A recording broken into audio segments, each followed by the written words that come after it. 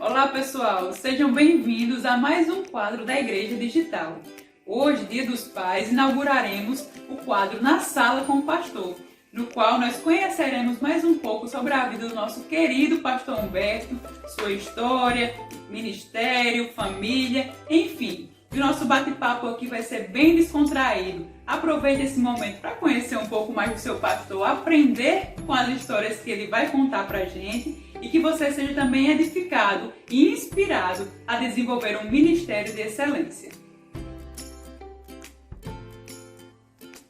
Então vamos lá, né? Pastor Humberto, seja muito bem-vindo à sua própria sala, a sala da sua casa. Faremos aqui uma entrevista com a versão gospel de Marília Gabriela, tá certo?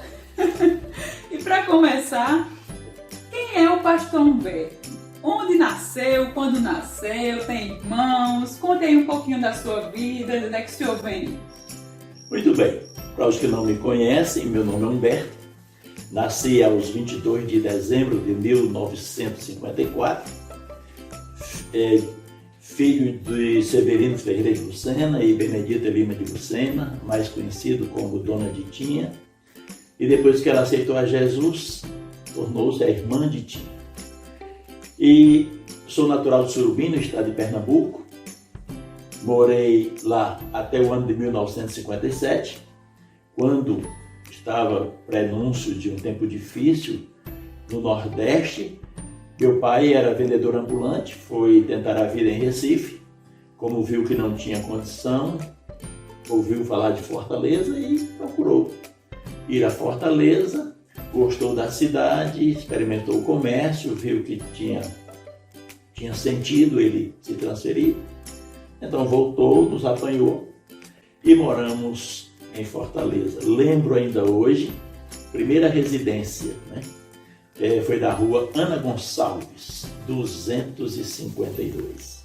Mas que bela coincidência, né? Ana Gonçalves, aquela que veio ser futuramente a sogra, né? Jamais imaginei, não é? Não sabia, viu? Estou descobrindo isso agora também. Pois bem, e o senhor tem irmãos? Sim, somos uma família do meu pai com a minha mãe, porque ele teve outra família do segundo casamento, depois que enviuvou.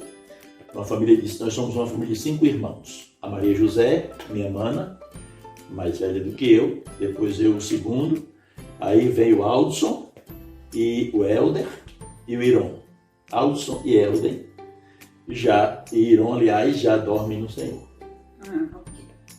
Pois bem, e aí o senhor contou então que chegou na cidade de Fortaleza e lá permaneceu até que idade? Na verdade, eu permaneci ali até janeiro de 1970. Foi a ocasião em que meu pai foi transferido para a cidade de Cedro, no interior do estado, a 370 quilômetros, para trabalhar na missão, pastorear aquela igreja, né, naquela cidade. Ok. Então vamos lá. Passada essa fase inicial e mais geral sobre a vida do senhor, eu queria que o senhor contasse um pouquinho para nós como foi o seu processo de conversão. Né? Sabemos que o senhor se converteu na infância, mas conte aí, se foi o primeiro, o segundo, conte um pouquinho desse momento de encontro com Jesus. Esse é um dos momentos mais importantes da minha vida, que culminou com a minha decisão por Jesus. E não somente isto, porque a partir de mim, toda a minha família aceitou a Cristo. Na verdade, eu tinha 8, 9 anos de idade e morou em nossa casa uma senhora que precisamente não sei o seu nome civil, mas ela sempre foi conhecida na intimidade da nossa família como Irmã Betisa. Ela era crente em Jesus, minha casa todos descrentes, né? E, na verdade, um dia ela me convidou para servir-lhe de companhia, para assistir um culto presbiteriano.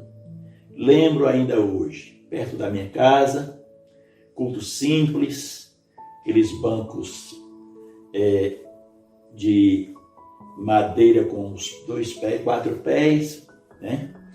E aquele culto simples, e eu criança, assisti aquele culto, não dei muita importância, porque eu estava ali mais como uma companhia dela. Voltamos e ela, umas 2 semanas depois, precisou ir para a igreja onde ela se congregava, que na verdade ela era assembleiana.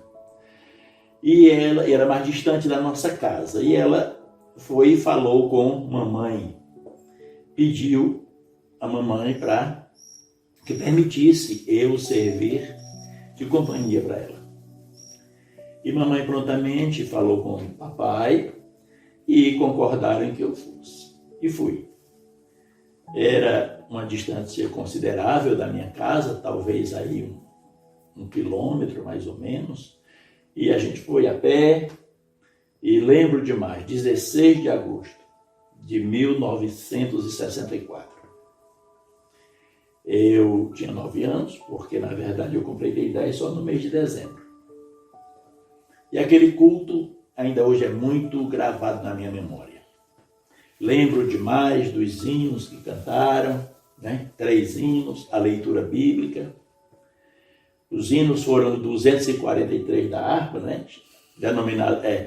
denominado Ao Abrir do Culto. O segundo, o 144, que é o emblema da Assembleia de Deus. A Assembleia de Deus vem comigo ouvir a palavra de Deus. E o terceiro hino era o 244. Louvai a Jesus amoroso na cruz.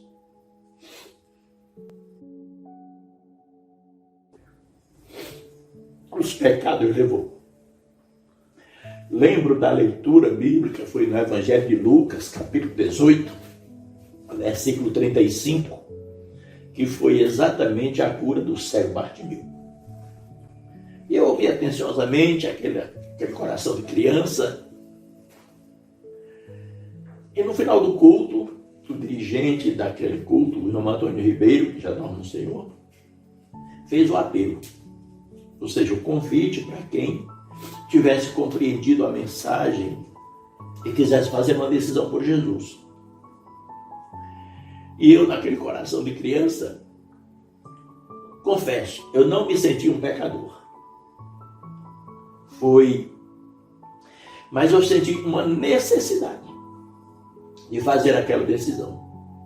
Eu senti a necessidade de fazer a decisão. Eu não fui convencido de pecado e etc. Até pela minha inocência, minha criancice. E comigo, eu disse, se alguém me convidar, eu vou.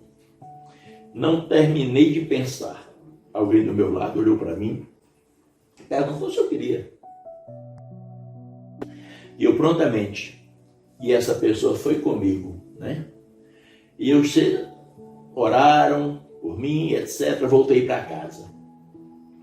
Quando eu cheguei em casa, tamanha era a minha alegria. Meus pais já estavam recolhidos no quarto.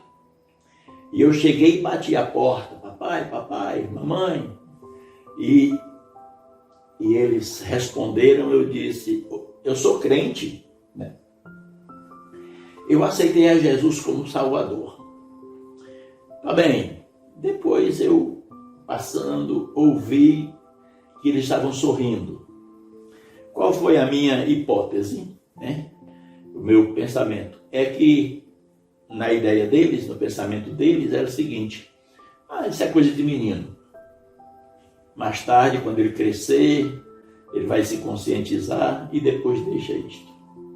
Não sabia eles, tampouco eu, que ali estava iniciando um processo de transformação na minha casa.